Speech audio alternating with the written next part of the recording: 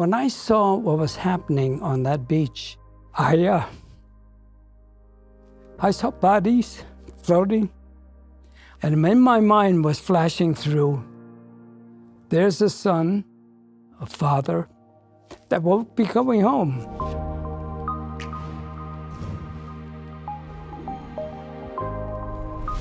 This week's episode of the Sunday Special is going to be a little bit different. In just a few days, June 6th, it'll be the 75th anniversary of D-Day, the Allied invasion in Normandy, the beginning of the end of Nazi domination in Europe. In today's episode, I'll be interviewing four very special veterans who fought in World War II, some at Normandy itself: Jack Gutman, George Ciampa, Mike LaVere, and Tom Rice. I'm honored to have been able to spend time with these men, and I hope that you enjoy hearing their stories. Well, I'm eager to welcome to the program Tom Rice. He's a member of the 101st Airborne Division during D-Day. Mr. Rice, thank you so much for joining the show. So what was it like to jump into the middle of the firestorm on D-Day? Well, there's a lot of answers to that question, but mainly it was chaos. Chaos, chaos. And so everything that is chaotic probably occurs en route. We were stationed at Merrifield Airport. 501 Battalion 1 was there, 506 Battalion 3, and 326th Airborne Engineers, all boarding 45 aircraft in Section 14. We headed down the runway, and in one aircraft, there was a fellow who was injured on one of the practice jumps, and he was in the hospital. He broke loose from the hospital and wasn't going to miss this escapade. And he got to the airport, but without proper equipment. But the kids scavenged up some stuff for him, and he got in the plane and took the one spot open in Lieutenant Hamilton's aircraft, and a rifle and whatever else he was supposed to have. And as the plane was taking off, a rifle shot fired in the aircraft, and Lieutenant Hamilton walked up and down the center aisle between the 18 guys and wanted to know who did it. And of course, nobody's going to tell, but he finally found out, and he picked up this guy by the shoulder straps and lifted him up and banged his head against the bulkhead, took him down to the door and threw him out. And the court of inquiry came into being and exonerated Lieutenant Hamilton, said he had all the right to do that, and the guy could have been shot for doing that. But that was one of the instances. So we took off, and I always jumped number one, and I could see all that was going on.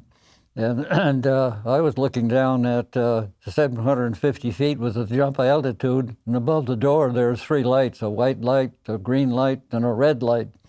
As we touch the coast, the white light goes out and the red light goes on. It gives us about 8 minutes of time to get ready. So what was happening in the aircraft was that Lieutenant Jansen was jump master, and he got everybody by verbal signals and hand signals, because we did not have a door on the aircraft. It wasn't there. Took it off and it wasn't there. So the hand signals was stand up and hook up. We hooked up to a steel cable that was about 3/8 of an inch in diameter and ran from the pilot's cabin to the aft of a little compartment there, and we snap fastened on that. Lieutenant Jansen went to number 18 man, or he was 18 man, and he checked the equipment on number 17 man, and it sounded off, everything was okay. 17 checked, 16 and on up to me, and I'm in the door, and we were traveling 176 miles an hour, and that's too fast.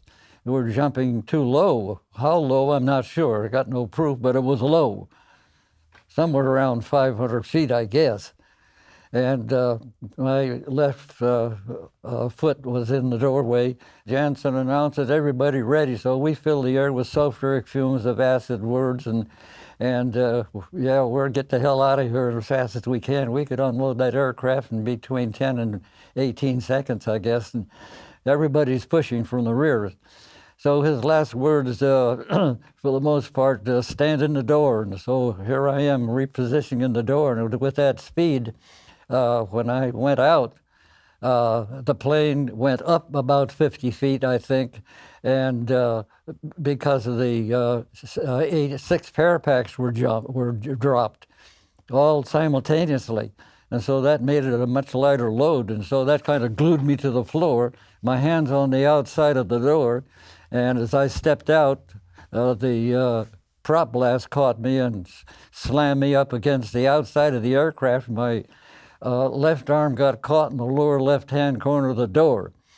So I swung out, came back in, body upside down, reserve parachute up to my face, and musette bag halfway up there also. And I hit the side of the aircraft and bounced back out again. I came back and hit the side of it, and the rest of the guys in the stick were going out under me. And as I came in the second time, I just was able to turn a little bit, and I released my arm from the side of the door, and I had a $250 Waltham wristwatch on with a face toward the palm, and that scraped that off, and I lost that one. I hope some good Frenchman got it. But, so I fell free, and I was down with the stretch out of the risers and the parachute canopy, and the A-vent PEX collar at the top of the parachute, for the most part, wasn't not large enough to take care of all the flow of the air. So I started to oscillate, right and dump it out, and swing to the left, dump it out, and within a matter of 5 or 6 seconds, I was on the ground. And with all that padding in front of me, I made a right forearm parachute landing fall and didn't get injured. So here I am. Well, once you had landed, what was the next move? Was to meet up with the rest of the people in your Well, the company? next thing was to get out of that harness. And everything was so tight that I couldn't. And I had a double zipper here on my jumpsuit with a switchblade knife in it.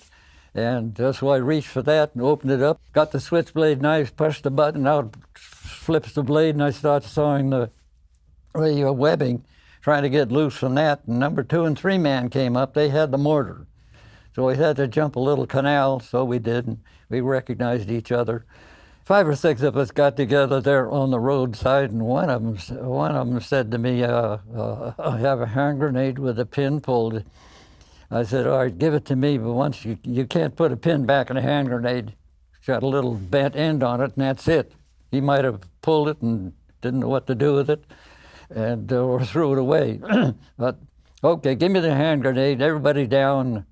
I took it and I put a death grip on that thing so that the spoon wouldn't slip out of my hand. If it did, I got 5 seconds. So I rolled over to that side of the road and dropped in a canal and rolled back in the center of the road, and it exploded and sent shrapnel around it, and water and mud splattered us. And so we got up, and for the most part, we began to break up, and about 6 of us went down the road to so I saw a small house on the side of the road. So, well, we got more hand grenades, we got Germans, so let's investigate. So another fellow and I, Floyd Martin, and I went to the front door, and I said, Floyd, don't bang on the door like an ugly American.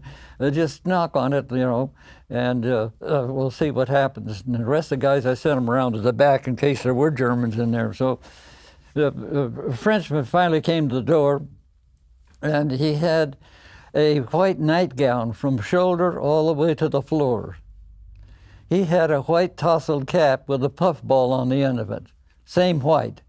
And I pictured him as Scrooge. And so I started to laugh. And I knew I was getting in danger when I came back to my senses, because once you get your mind taken out of the danger into something that is, for the most part, could happen in a city, you've got a problem. So I quickly came back to senses that I was in danger. So we pushed him aside. He was blasé because he'd been occupied by Germans for 4 or 5 years, and put the map on the floor and pointed in 3 different directions and sounded off with the name Carrington, and he pointed in the right direction. And in the meantime, his wife came in dressed the same way, and he excused himself, and he came back in about 5 seconds, 25 to 20 seconds, and he had some ammunition, gave us 6, and he kept 2. When you first jumped out, I mean, it sounds like it was, you mentioned that it was chaos. You came in and it was silent, correct? I mean, was there fire? Were you under fire when the planes were dropping you? Well, there's so much noise you really don't know. But I could see the burst of flame, and a hurricane of fire came up in the form of a rectangle. And I knew we were heading toward that rectangle, and luckily the pilot swung way to the right. And that took us away from the drop zone B toward drop zone D, and I just ended up on the southern end of drop zone D. So what was your first interaction like with the enemy when you did hit the ground? The 6th German Parachute Infantry Regiment was having a party one night, June 5th. One of the platoons, or rather one of the, platoons was at the beach, Causeway 4. And our mission was to hold Causeway 2, 3, and 4 so the beach forces coming in could go through us and continue on into the hedgerows and chase the Germans out.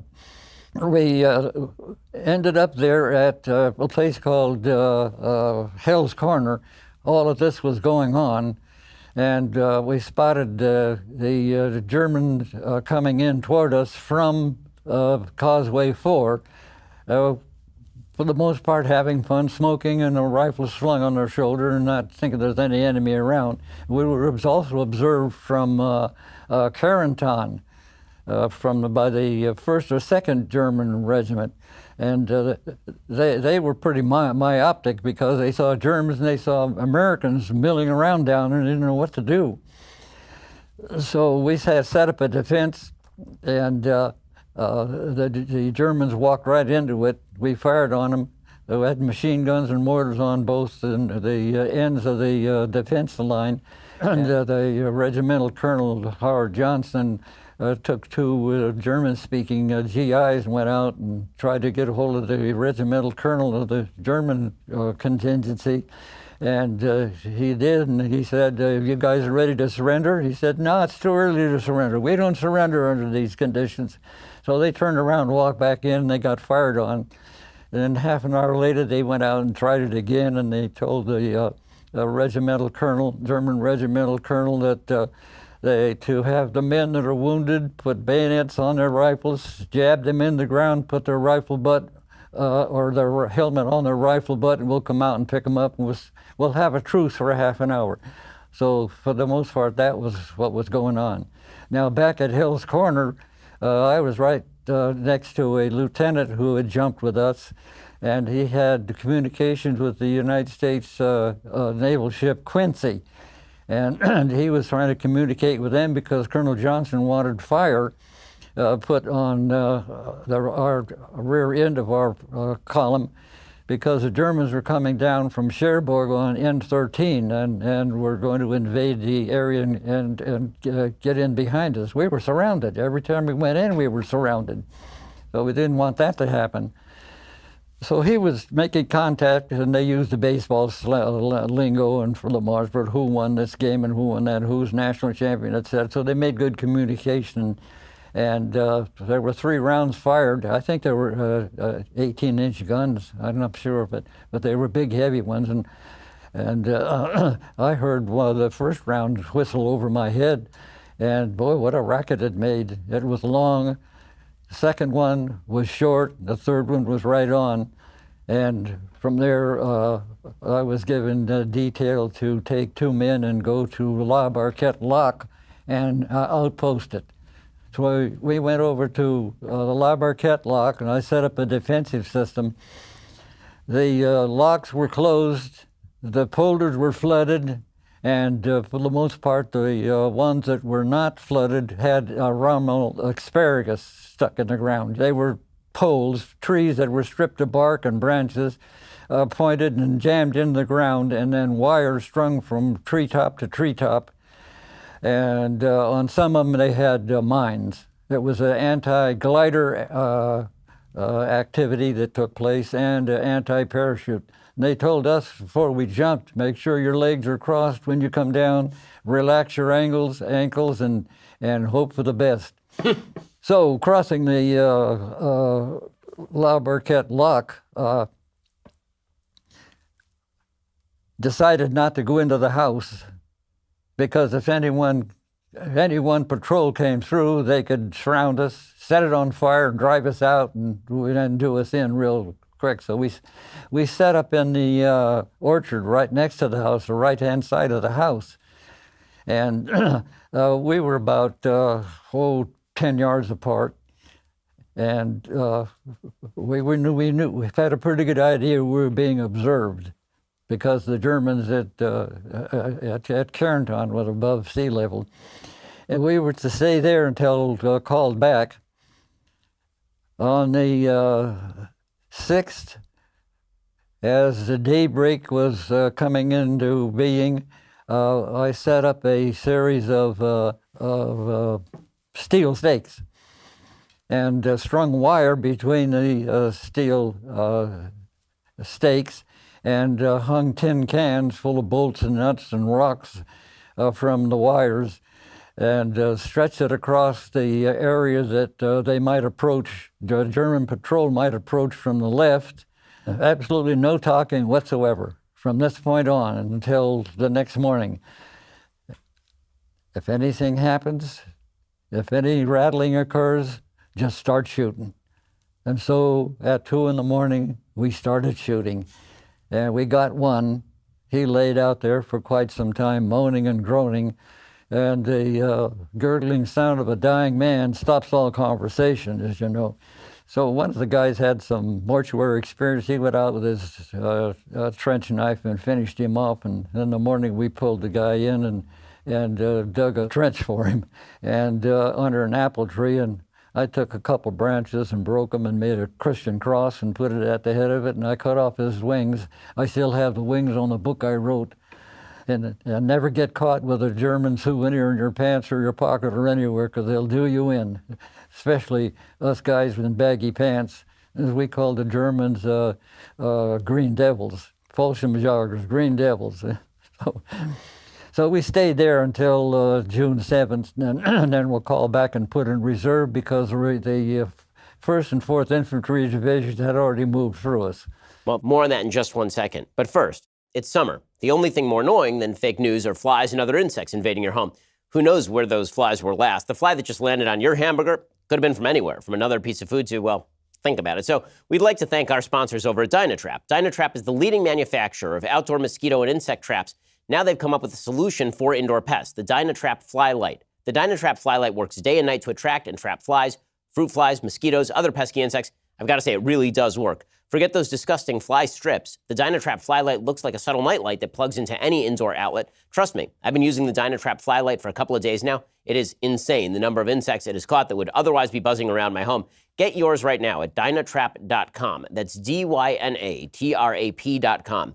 Enter the promo code DailyWire, receive 15% off any of their products. Dynatrap, the safe, silent, simple solution to household insect control. Go check them out right now at Dynatrap. That's DYNATRAP.com. Dynatrap.com. Go check them out right now. Use promo code DailyWire. Get 15% off any of their products. So you're going back now on the 75th anniversary of yes. D-Day, and you're actually jumping out of a plane again. You're 97 years old. Out of C-47. This is the first time. One of them that took place in the invasion. How do you feel about that? It's going to be great, because I'm going to jump tandem this time and go for the ride.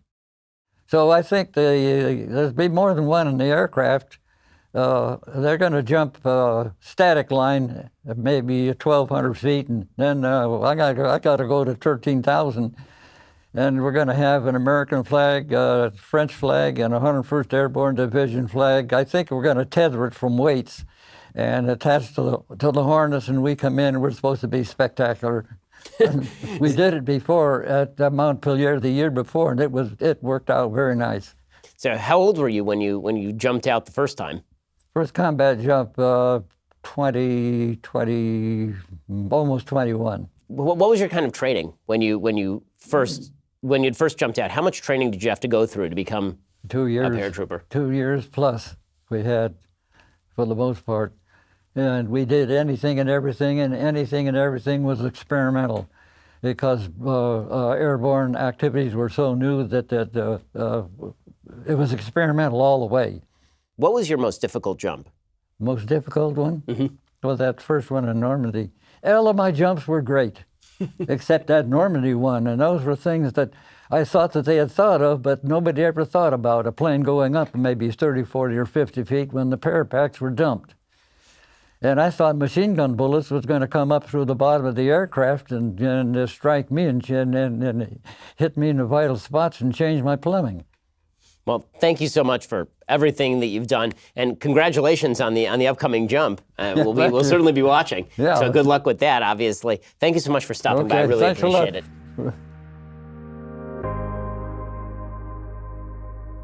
So we're here with First Lieutenant Michael LaVere, who's a B-24 Navigator in the European theater. Thank you so much for your time. I really do appreciate it. I'll begin with this. Where was your first mission as a flyer?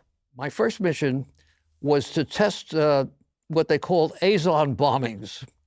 We were chosen to take this new device out where the bombs had fins on them that were radio controlled. And we dropped these bombs and we could actually move them off, to correct its course. Couldn't move them anyway this way. The rate was not movable, but the course was. And we flew 2 missions like that, and they were off the coast of Denmark, some target off the coast. It was an oil refinery, actually, we were supposed to hit.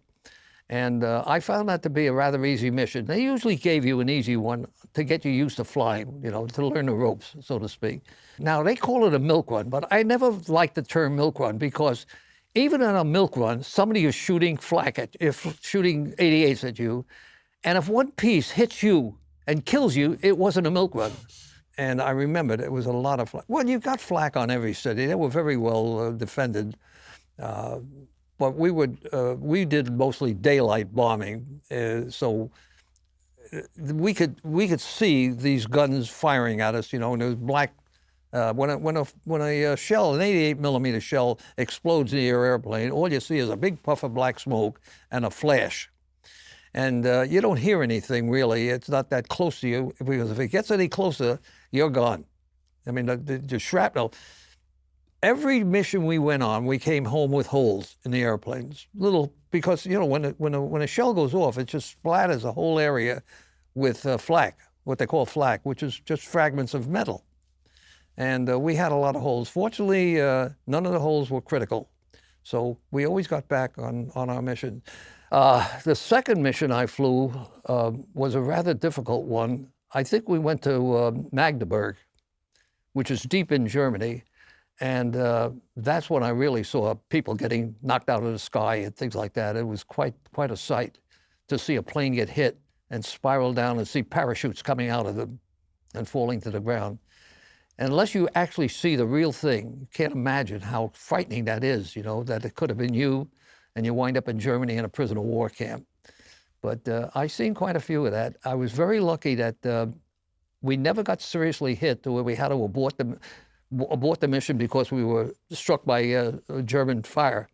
We actually aborted the mission because something went wrong with the airplane and we had to come home. But the way you got credit for every mission that you dropped your bombs over enemy territory to a certain target.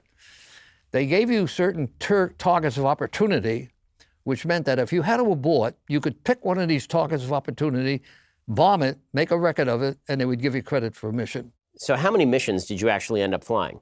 So I did a total of 36 combat missions, but that did not include several other missions, which included bringing gasoline supplies to General Patton, who was running up at that time, by the time I had to do that, he was moving up the French into Belgium, and he had run out of gasoline, or was running short on gasoline. And what they did to our B-24s in our squadron was take the bomb racks out and put 2 500-gallon gasoline tanks in there to carry automobile gasoline, because that's what his tanks used. These were called gas haul missions. And since they were administrative type missions, they were not counted as a regular mission. But they, in my opinion, they were more dangerous than a regular mission because of the amount of gasoline that was actually in and around the airplane from slight leaks in the tanks, and the fumes were you couldn't smoke or get anywhere near fire, the plane would blow up. And we had 4 tanks in the wings. We had 2 Tokyo tanks and 2 main tanks. And so we just flew with the Tokyo tanks with aviation gas. And the first place we landed was Clostrez, France, where on landing, it was the Germans had just left that area about 3 days prior to us landing there, and there was quite a few bomb holes in the runway. And so when I finally got there, I asked the pilot, he says, do you think we could land on that shorter runway? He says, we got to get rid of this gasoline.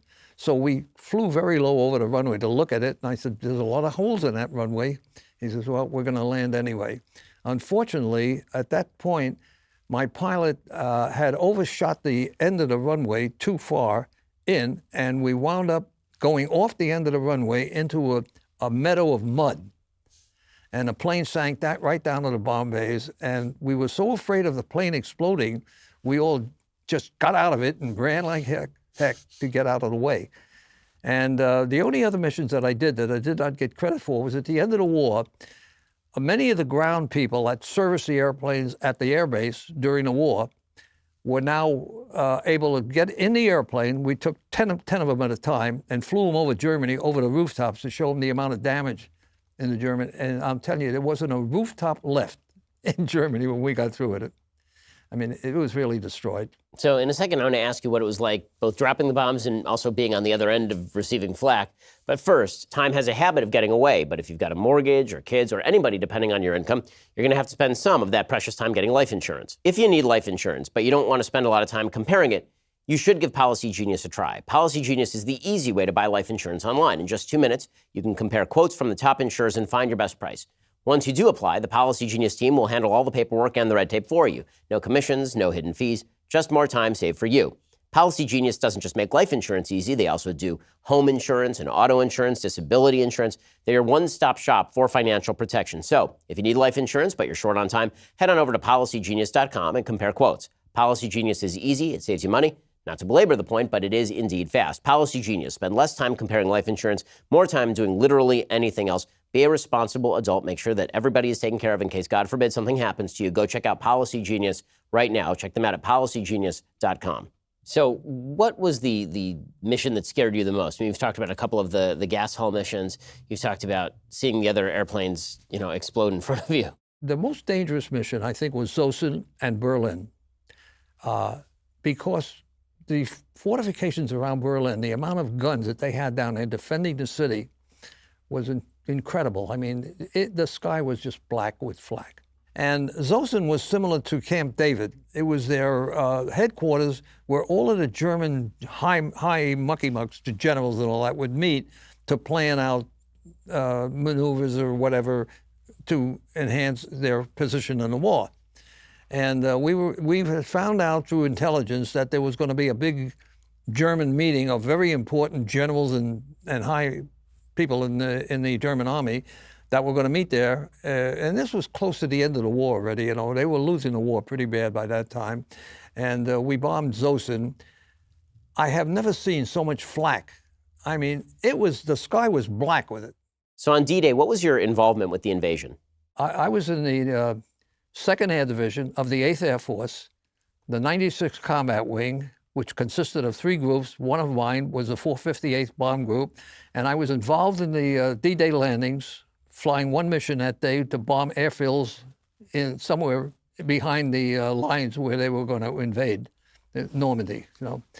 We weren't really aware of what was going on. That we were not informed. It was very secretive before the invasion, and we were just assigned a mission, and it happened to be, the D-Day landings. And we knew there was a lot of ships in the channel at the time. We wondered what's going on. This big thing, and we did our mission, bombed this airfield, and came home. How exact could you be with the bombing, given the technology and the constraints? The bombing. The Norden bomb site that we used at the time was fairly accurate. However, only the lead plane actually aimed the bombs. The rest of the planes in this formation, there could be as many as 50 to 100, maybe as high as 400 planes in a formation. They would drop on smoke markers that the lead planes would drop. They would locate the target, And the bombardier in that plane would aim the bombs, and then the rest of the formation would just drop on his smoke markers. And the accuracy was as good as the guy that did the initial aiming. If he missed, everybody missed. And that was the case most of the time, believe it or not. As good as the bomb sight was, there was so much bad weather during the winters when we were bombing that we never saw the ground half the time. You know, we'd get a little break in the clouds and drop his bombs, and everybody would drop their bombs on the smoke. And if he missed, everybody missed. And once you joined, what was the training regimen like to become a flyer? Well, they picked us up. We got on the train, and we wound up at Keesler Field, Mississippi, where we initially took our basic training for flight duties, you know.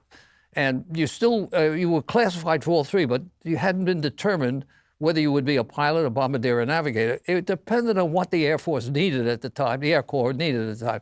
It was not the Air Force, that it was called the Army Air Corps, so we're part of the Army.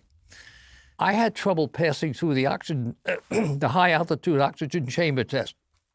That's a test where they put you into this chamber and they simulate, well, they don't simulate it, but they actually decompress the chamber until you reach what is the equivalent of about 35,000 feet.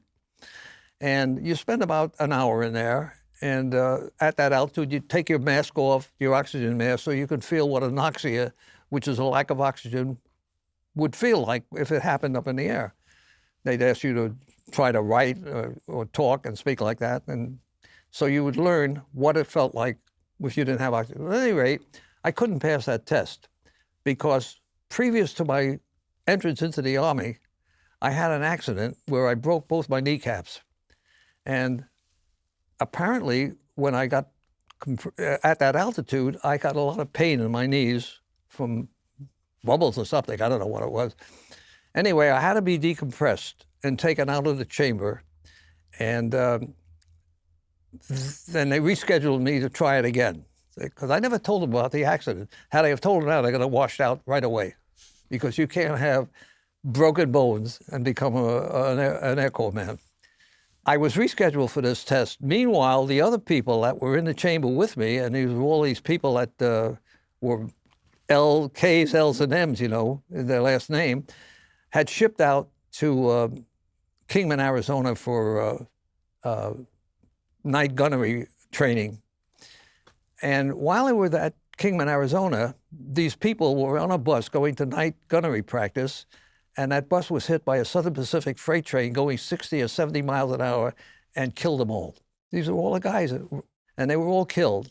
One day I was coming out of school at Coral Gables at the university, and this news kid was hacking, hey, there's 27 air cadets killed in Arizona, blah, blah, blah, you know. So I bought a newspaper, and I was astonished at what I read. Had I have passed that test, I would have been on that bus.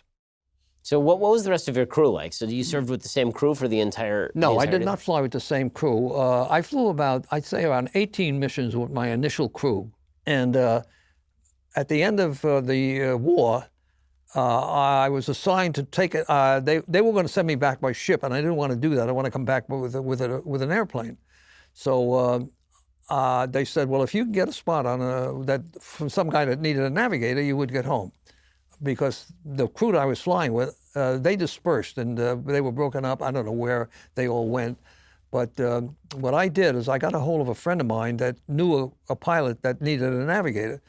And I got on that crew and flew a B-24 back from my air base back to Boston. And at that time, the Japanese were still fighting in the Pacific. And so they reassigned us to go into B-29 training. And during that time, the atom bomb was dropped. And of course, there was no need to do anything further, so that was all canceled. And we were sent up to Fort Dix, New Jersey for, well, they gave you a choice. Did you want to stay in or did you want to get out? If you had enough combat points, you could get out, which I did. So went up to Fort Dix and was discharged at Fort Dix. Wow. Mike LaVere, thank you so much for your time. I really appreciate you stopping by. Thank you very much. Joining us is Jack Gutman, Navy corpsman, who served on the beaches of Normandy and Okinawa. Mr. Gutman, thanks so much for joining us. So what was it like to be serving on D-Day? What was your experience like? Well, we hit that beach. There was no deal where you could land right on the sand or anything. There were barriers, and it turned out as what I did is later on was to find out after 66 years of post-traumatic stress of what the heck happened. Because when I came on their 18-year-old mind, I saw bodies floating. I saw body all on the beach,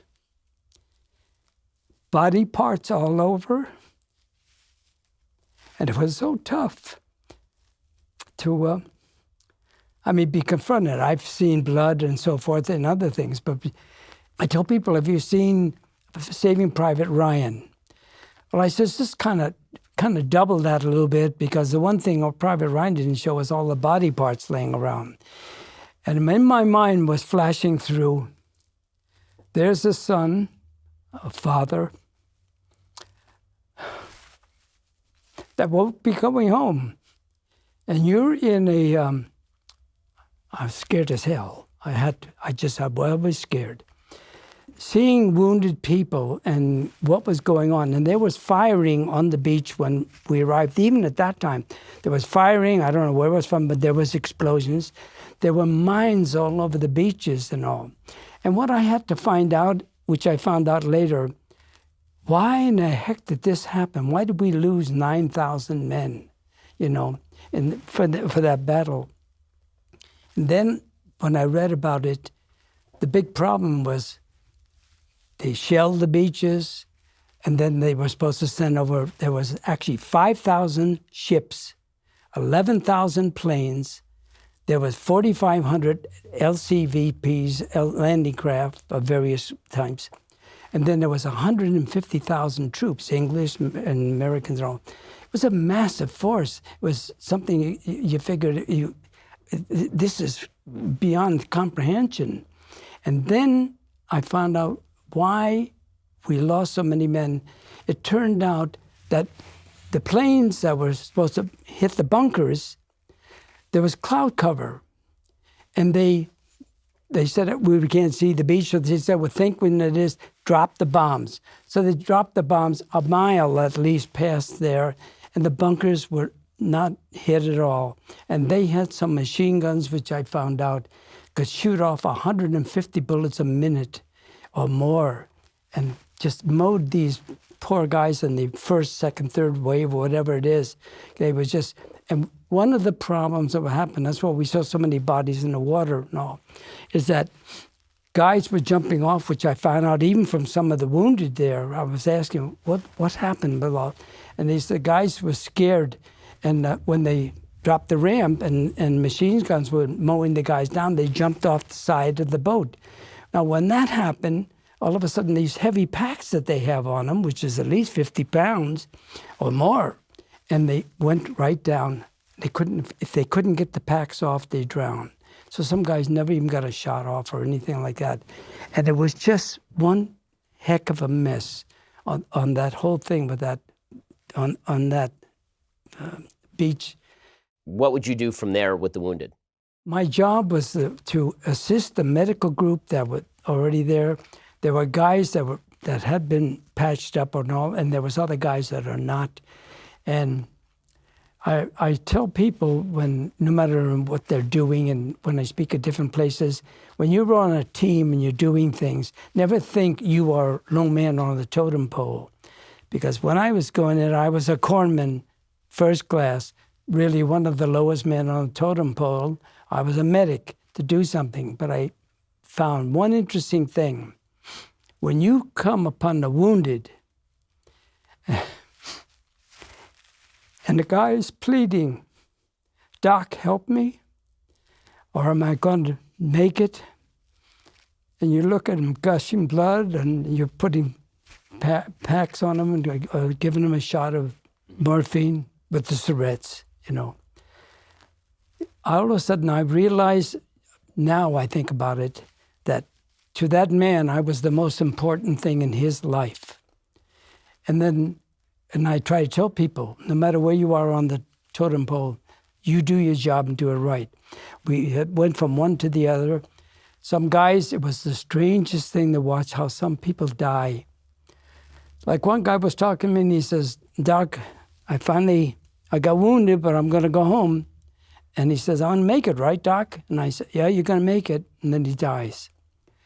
It was strange, you know. And then I've seen other deaths where people just wind up, almost sit up and talk to you a little bit, and then they go back and die. Time just flies by. You go from one to the other. And then there's some people you have to redress, because when the first medics go through, they leave them there to be evacuated, and that was going to be part of our job. So the blood gushing so much that you have to redress it. Now you can't take the one that's on. You don't take it off. You just put a new one on. I have to admit, myself, I was really scared. I mean, it was, when you see what I saw there, and this is an 18-year-old mind. And there was guys that I saw dead there, and I thought of the guys on the ship earlier that day, laughing and kidding around and all this. It was just a horrible thing. And so we evacuated these people back onto, I think it's like those flat things, like you could put a lot of wounded on there. So we did that.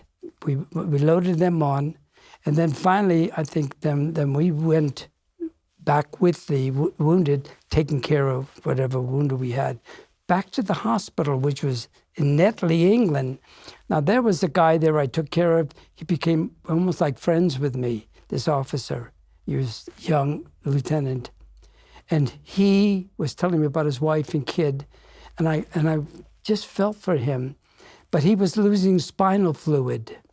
And when you lose spinal fluid, I asked the doctor, is he going to make it? And the doctor said, no, he won't. And he was talking to me, and he says, you know, I'm looking forward to get home to my wife.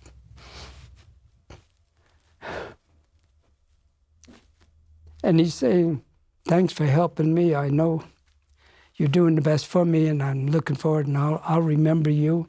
And I know he's going to die. And when he died, he went into delirium, because when you lose spinal fluid, all kinds of things happen.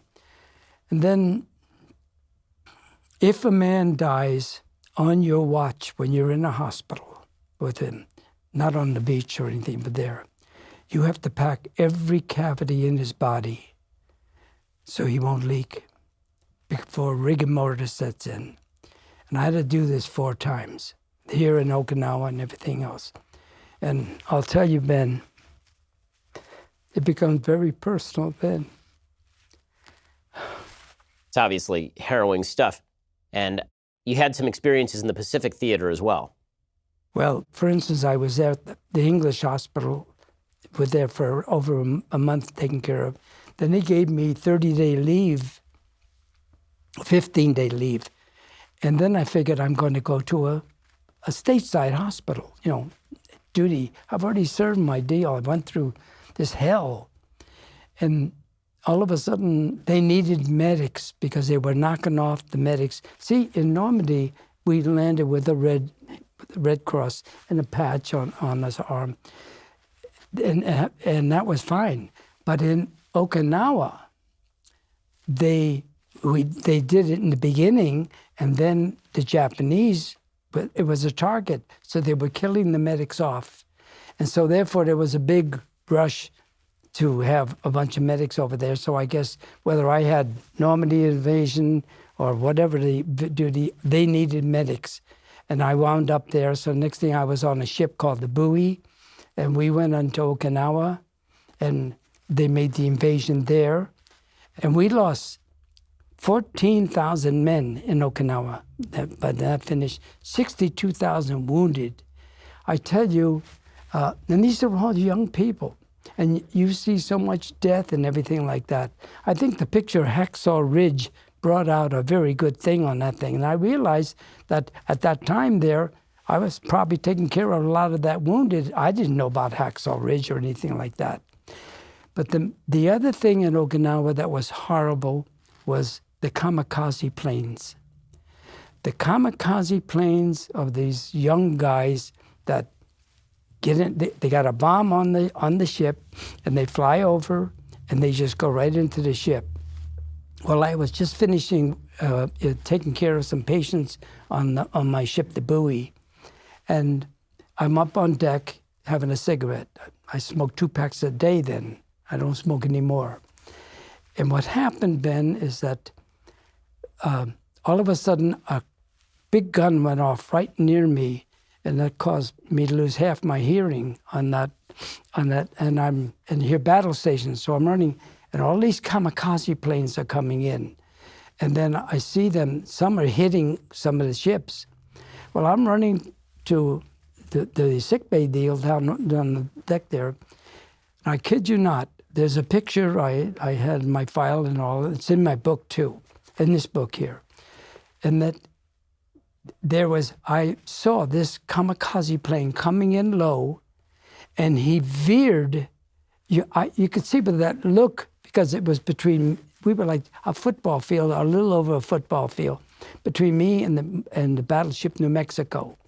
And I see him coming in low, and he veers and goes right into the bridge of the battleship New Mexico. The explosion was horrendous. And I stood there I could not believe it, because, see, my job is to heal people or try to help them. And I'll see a man giving up his life for the first time, purposely. He was alive there, and then he's dead. I tell you, Ben, that stayed with me, and plus all the other things. And I wound up, finally, when I got home, I said, I made it. Thank God for that. But I was a different type person. Well, in your book, you actually talk a fair bit about your struggles with PTSD. I was wondering if maybe you could talk a little bit about that. We called it battle fatigue, and you'll get over it. It didn't get over it. It was getting worse. Now, in my book, I didn't have it in there. Then my daughter made me put it in my book, my daughter Paula. And she said, you've got to tell people what your flashbacks were like. I said, well, they were just horrible. And then finally she said, well, I think maybe they'd like to know. Well, all the flashbacks from different guys are all different. But my flashbacks were, I keep seeing, and they'll happen quickly or when I'm sleeping especially. I see the invasion over and over again. I see the body parts. I see the guy screaming, "Mama, Mama."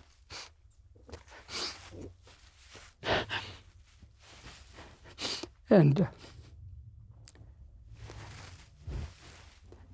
it's all magnified, and it's just a horrible feeling. And it kept getting worse. Well, when I came out of the Navy, I didn't talk about being in the service. I didn't want to talk about the war, because I figured they'd throw me in an insane asylum. I'm very honest with you. I'm telling you the truth. I felt I would wind up in a mental institution. And what happened in my training, I spent a few weeks or so in a mental institution taking care of patients, and it scared the heck out of me. So I didn't want that. So I never told anyone. So finally, I was at the veterans, and then finally he says, "You ever wounded?" And I said, "Well, I'm going to finally tell you, at 66 years, and I was doing the craziest things, Ben. I was self-medicating myself with alcohol. I was doing the craziest things. Let's say if you were talking to me and you said, Jack, I got this problem, so forth. You got a financial problem. I would write a check for $200 and say, here's a gift.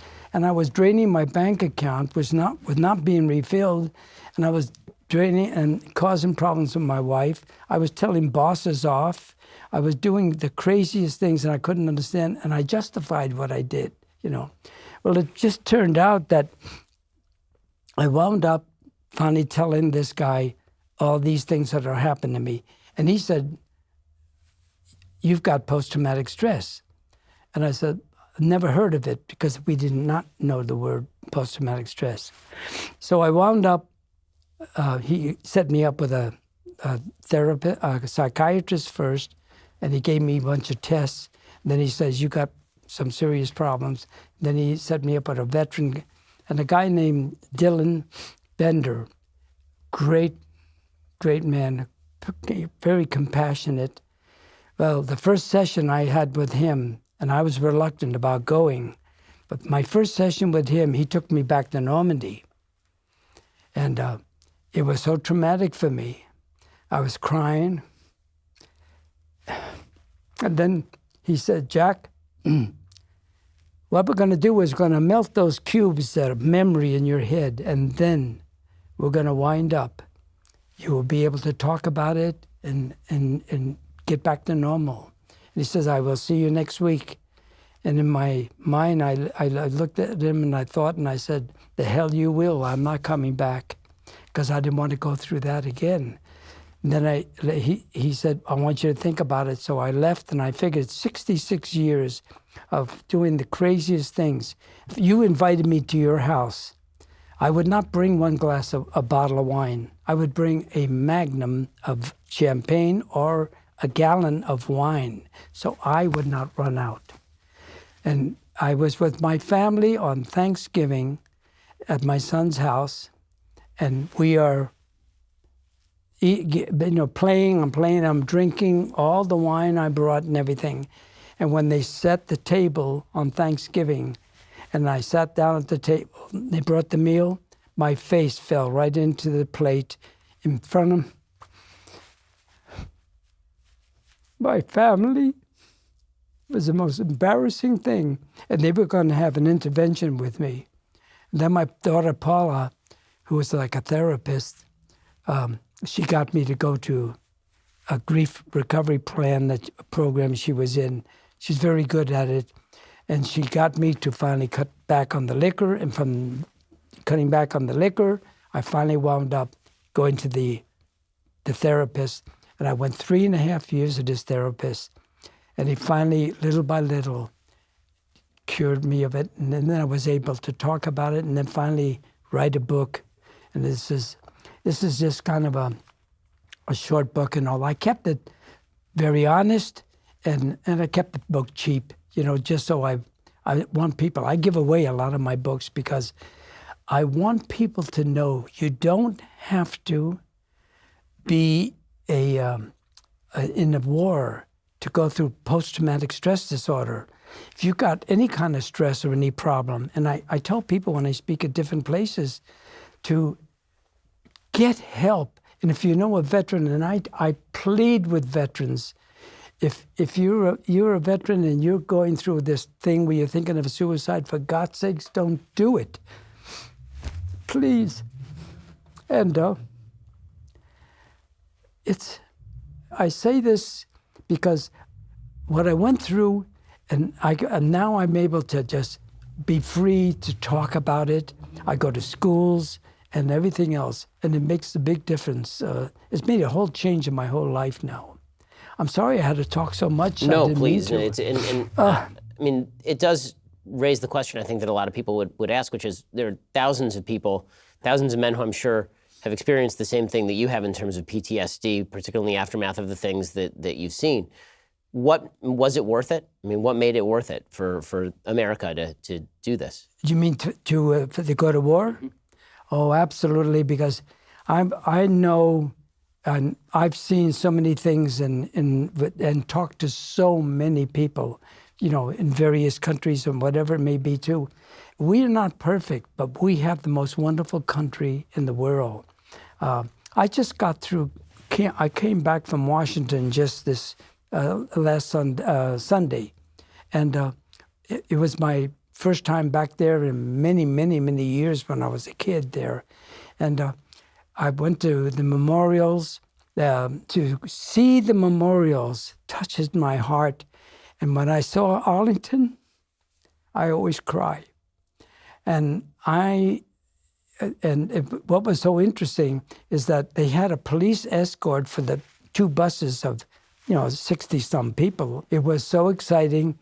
And the thing that touched our heart is that they gave us like V-mails. You used to get V-mails and the letters from different people from our family. They were in personal envelopes. They gave it to us on the plane while we were going to Washington.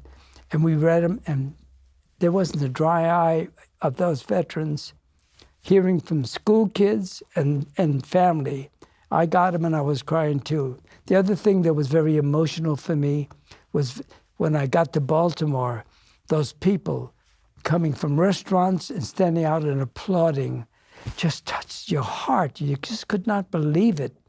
And then when we got back to Los Angeles, they had a huge group upstairs and then one downstairs. And somebody, a young cadet, comes up with my name on it and says, "Welcome home, Jack Gutman." And all the people applauding. I mean, you talk about tears.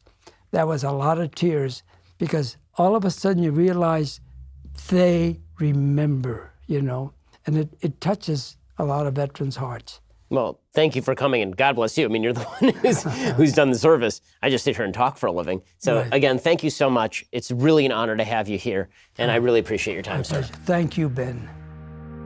Well, it's an honor and a pleasure to welcome to set George Ciampa. He's a private first class during Normandy and actually served in the U.S. Army Graves registration. I was wondering, can you tell me what your experiences of landing on the beaches of Normandy, what was that like? Well, when we got to the shores of Normandy, they say there are 4,000 or 5,000 ships out there, and I believe it. There are ships all around you, and the shelling above us, 88s. You could hear them screaming. We call them screaming memes. But we saw ships getting hit, and I remember a tanker blowing up, and there's bodies in the water, and there's debris in the water. And, I was 18 years old, 112 pounds. I was a skinny kid. I finally got down the rope ladder, and with all the gear on, and I get into a LCI landing craft. That's the smaller Higgins boats. And we're heading in, and could hear the 88s screaming over us. And I remember we started heading in, and we came back out, and we started heading in, and we came back out. And I thought it was because of the shelling, thinking we're going to get hit any time.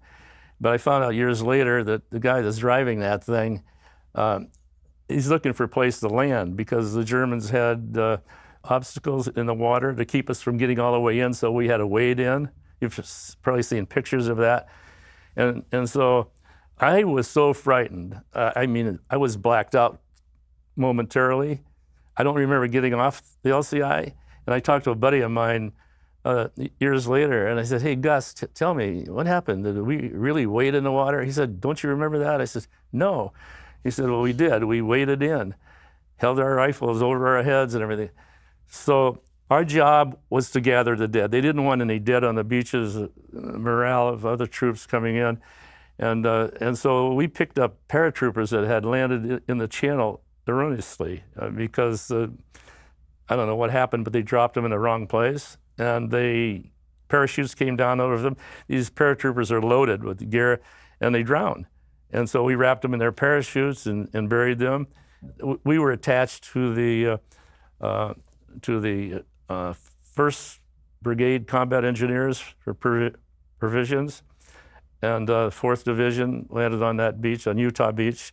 Half of our guys, 2 platoons landed at Omaha and 2 at Utah, and I was at Utah. So can you talk a little bit about how you ended up in Graves registration? What was that like, and what were you doing in the lead up to D-Day? Well, you got to go back to when I was a kid, because when I was 5 years old, and again at 7 years old, a few situations in the family with deaths. And so I had a big fear of death as a little boy. They put me in a Catholic school, and you had to attend funeral masses, and so I dropped out of school. I just couldn't handle it. Anyway, when I turned 18, I tried to get in the Air Corps. I went down to take the exam, and my eyes were 20/22, and so I flunked. So then I got drafted and got sent to Cheyenne, Wyoming, and got put in a Graves registration company. I said, "What the hell is that? Graves, you know?" And when I heard what I was going to have to do, I thought, I got to get out of this. Well, luckily, at least temporarily, there was an air base next to us, Fort Warren, and they were looking for pilots. This is in March of '44, like 3 months before the invasion. My brother was in the Air Corps. He was a pilot, and the brother-in-law also. And it looked like a glorious thing to be a part of. They walked with a swagger, hats tipped, the girls loved them. Anyway, nobody knows this except me. They lowered the eye requirements to 20/30 with no glasses, so I could pass that. So I took the tests. Everything was great. They notified my company commander, and he hit the roof, and he was very upset. I didn't go to him, first of all. Guys were recruiting, and I said, hey, here I am, let's go. So anyway, there was a company going overseas right away. They needed one man, so I was the replacement. The guys were all older than I was. They were all kidding me on the ship on the way overseas. Don't worry, Ciampa, they're going to turn the ship around, take you home. Roosevelt, our president, said no 18-year-old will set foot on foreign soil. Nobody knows that either. So we shipped out, and on the way over there in the middle of the night, we're sleeping down in a hold, and all of a sudden there's a big explosion, and the ship was rocking. Everybody's scurried up on the deck, and then found out that there was a torpedo plane that was dropping a torpedo, and the Navy gunner shot him down. That was a big explosion. And the Navy gunner I had met the day before. He was my age, and he showed me his quarters, and we got acquainted. His name was Dennis Reed from Cincinnati, Ohio. I never did get in touch with him after that, and I wish I had, because he really saved our lives. Can you tell us a little bit about your experiences digging graves for your fellow soldiers? I saw bodies, I remember I had that fear of death as a kid. I saw bodies in all shapes and forms. For 11 months, every day we did that. Battle of the Bulge, into Germany, initiating 17 temporary cemeteries over 11 months. Somebody in headquarters figured 75,000 roughly bodies that we picked up. That's the German and American, because they didn't pick up their dead. And we put them in mattress covers, buried them 6 feet down. During the Battle of the Bulge, the ground was frozen. We had German prisoners digging the graves. I wanted to tell you this about gathering the dead. The stench. You're not changing clothes every day, and you're sleeping in your clothes with stench. You're spitting, you're dry. Some of the guys chewed tobacco, whatever. We didn't have gloves that often. Once in a while, we did. So it was pretty tough with a stench for quite a while. And this was my job. I broke down one day after a couple of weeks of that. I'm surprised I didn't before that, but Lieutenant pulled out his .45 and says, you get your ass out there and suck it up. And so I worked like a robot around these bodies. It was tough looking at faces of guys my age or a little older. And looking at it was grotesque. I mean, some of the bodies were natural looking, but most of them weren't. A lot of them missing limbs or shot up, bleeding badly. And well, for example, I'm going to give you an example. Imagine a tanker getting out of the turret, and he's on fire, and he drops down on the ground and burns up. He's a ball of charcoal. That's about as far as I'm going to go, tell you that. Have you actually made it back to Normandy since D-Day? I didn't want to go. I turned down he was a lieutenant colonel that landed on Utah Beach that started a tour agency called Galaxy Tours in Pennsylvania. He said, look, John, take you over there free. I'll take you and your fiance and your 2 kids. So we got that freebie trip, and we went over there. Before we did anything, we were on the tour bus. Everybody had to talk about what they did. And my son looks at me after that, and he says, Dad, you never told us anything about this. And I said, yeah, I know. Excuse me. Anyway, we walked through the cemetery there, Normandy, Omaha Beach, Colville-sur-Mer, it's called. And I walked alone for a while. And I wondered what bodies I handled, because that's a job we had, handling bodies. And walking through the graves and looking at the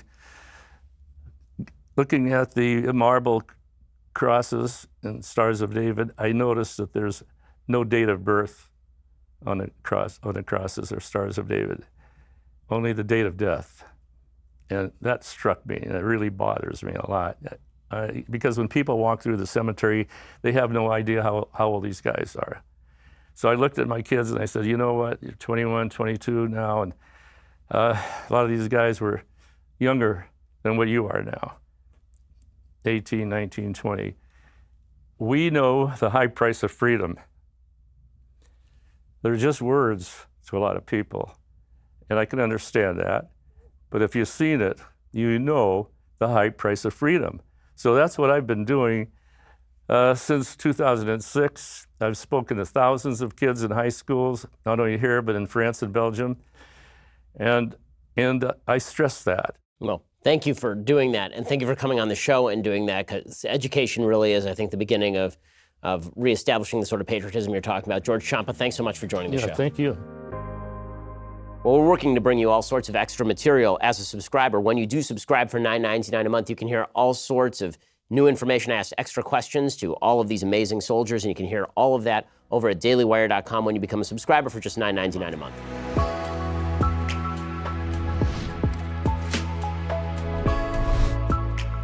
The Ben Shapiro Show Sunday Special is produced by Jonathan Hay, executive producer Jeremy Boring, associate producer Mathis Glover, edited by Donovan Fowler. Audio is mixed by Dylan Case. Hair and makeup is by Jesua Olvera. Title graphics by Cynthia Angulo. The Ben Shapiro Show Sunday Special is a Daily Wire production. Copyright Daily Wire 2019.